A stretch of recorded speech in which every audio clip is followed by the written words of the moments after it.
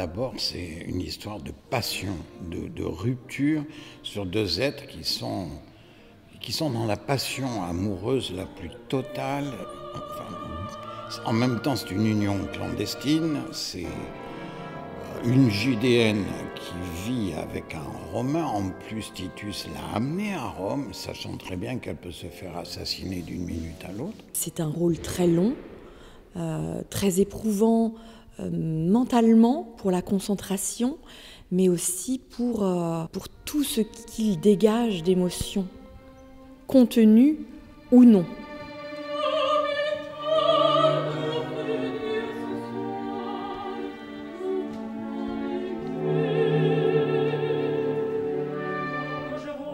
On est dans la profondeur même des sentiments.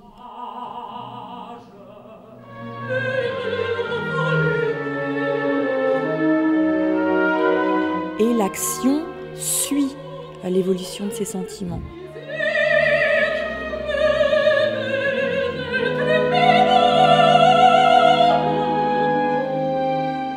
C'est une relation essentiellement amoureuse. Titus est un personnage assez brutal à la base. C'est un capitaine d'armée. Il a contribué à maintenir l'Empire pour son père intact. Et lors de ses campagnes, il a rencontré Bérénice. Ça a été une espèce de coup de foudre. Il est devenu son amant.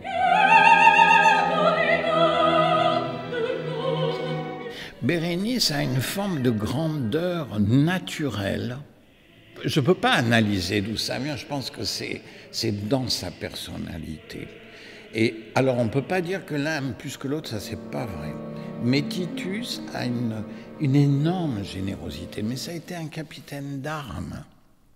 Il n'a pas régné toute sa vie, même s'il est fils d'empereur. Et donc, dès qu'il est confronté au pouvoir, et dans l'œuvre de Magnard, ça se voit très très bien. Même quand il s'assoit sur le trône, il ne peut pas habiter ce siège. Ça le gêne, parce que le pouvoir le gêne. Comme il le dit lui-même d'ailleurs dans l'œuvre, c'est assez cité, c'est qu'elle lui a fait découvrir toute la douceur et l'amour de la beauté. La beauté de l'art, la mélancolie des poètes, des héros, des sages.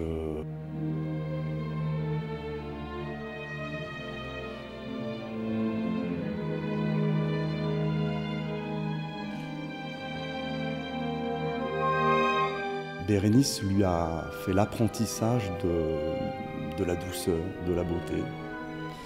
Et ça, il est comme un enfant par rapport à ça. En plus, historiquement, dès qu'il est arrivé à Rome et qu'il a été empereur, il a été surnommé le délice du genre humain. Il est devenu d'une générosité. Ça a été l'abbé Pierre. Quand il y a eu l'éruption du Vésuve, tous les impôts sont allés aux Vésuviens survivants. Quand il y a eu l'incendie à Rome, il est allé soigner les gens. Il s'est complètement transformé une fois qu'il est revenu à Rome. Et je pense que sa propre grandeur, lui, est venue justement grâce à Bérénice. Ça veut dire cette connaissance qu'il a eue en Judée, puisqu'il a ramené, ils ont vécu 5 ans d'une intensité amoureuse extraordinaire, a complètement transformé l'homme violent en un sage, en un être responsable et un être qui a pris conscience de l'autre. Parce qu'à mon avis, il était bouffé par son moi, l'esprit de conquête, etc., etc., etc.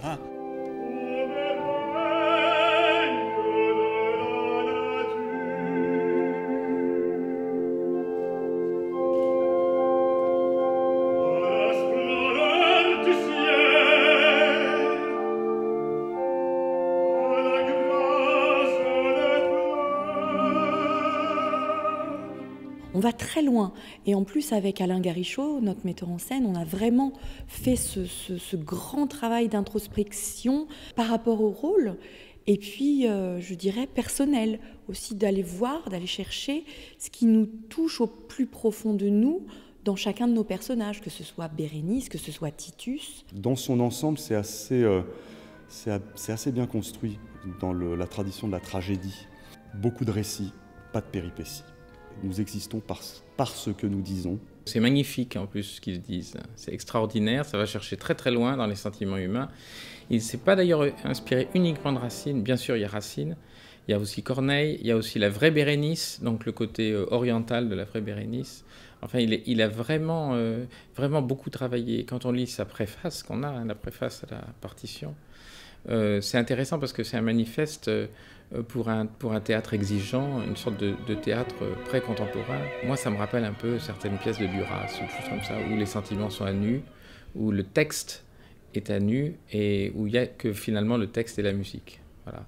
Et naturellement, c'est pas un opéra culinaire, quoi, comme disait Brecht. Hein, c'est le contraire de l'opéra habituel, et c'est pour ça que c'était intéressant à faire.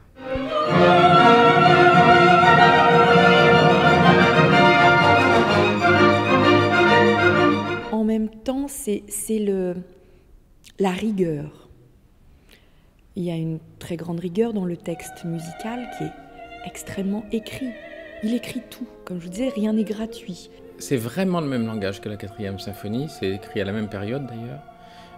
Il y a d'ailleurs des thèmes, des espèces de petits motifs et des sons d'orchestre, disons des sonorités d'orchestration qui sont très caractéristiques, qui circulent entre les deux œuvres.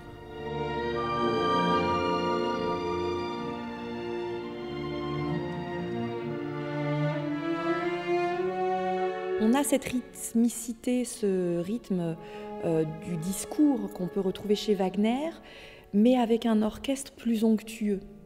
Donc, c'est là où est la difficulté, parce que en même temps qu'on a un texte très précis à dire, on a un orchestre très souple, très volubile, qui est très mouvant. La sensibilité, l'expression, sans la moindre sensiblerie.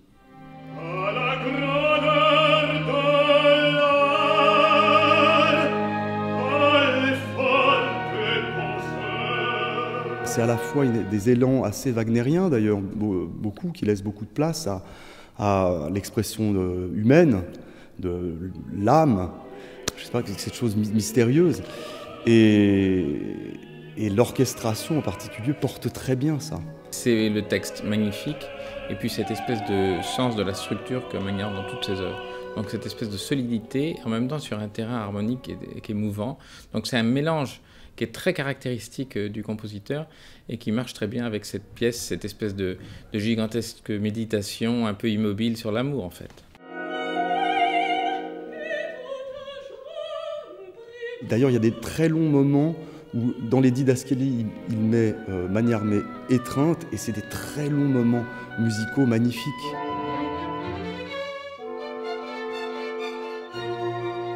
Wagner a été un musicien de son temps. Quand on lit la correspondance qui a été éditée il y a une quinzaine d'années maintenant, un petit peu plus par sa petite-fille, Claire Vlach, on s'aperçoit qu'en fait, il s'intéressait énormément à la musique de son temps. Il avait des idées très arrêtées d'ailleurs sur les compositeurs, mais il connaissait très bien tous ces compositeurs-là, aussi bien Strauss, Mahler et tout ça. On pouvait lire les partitions.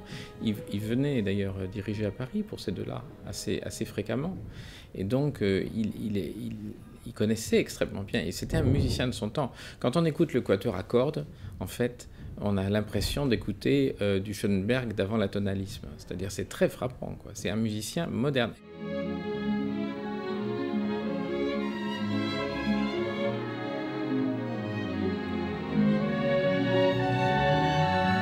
Il avait une espèce de détermination, mais d'une intransigeance absolue. Et le couple qu'il a formé avec, je pense que c'était sa deuxième femme, a été extraordinaire aussi. Je pense que voilà, tout ce qu'il a vécu lui a fait mettre en relief dans la perception des choses que voilà, cette grandeur est passée de l'un à l'autre et a fini par faire le couple idéal. À son époque, bon, en plus avec ses prises de position, son caractère un peu ombrageux, enfin son côté un peu antisocial, naturellement, ça n'a pas aidé à faire émerger sa musique. Et puis en plus, après, il y a les circonstances de sa mort, où il y a quand même plusieurs œuvres très importantes qui ont été brûlées. La Bérénice aurait très bien pu être brûlée. Elle était restée simplement à la bibliothèque de l'Opéra, je crois. La 4e symphonie était en lecture chez Camille Chevillard, sinon ça aurait été brûlé. On sait que c'est Roparts qui a dû réorchestrer Guerchœur, parce que les partitions d'orchestre de 2 actes, je crois, avaient été brûlées. Voilà, donc c'est un musicien un peu maudit, et je trouve que c'est de la grande, grande musique. Elle est entière, hein. Elle est entière du début à la fin. C'est clair, elle ne bougera pas de ses positions. Elle aime Titus, elle aime cet amour, elle en fait quelque chose de sacré, et rien ne pourra lui salir cet amour. Il ne faut pas être emporté par l'orchestre qui est à des moments très véhéments. Et puis on a des paroles très crues aussi. C'est un texte assez violent. Et voilà, il faut garder cette distance, garder à l'esprit que c'est une reine, qu'elle est née reine, qu'elle est extraordinaire. Toujours avoir à l'idée la noblesse, et la noblesse du texte aussi, de ce goût du texte français, grande tragédie.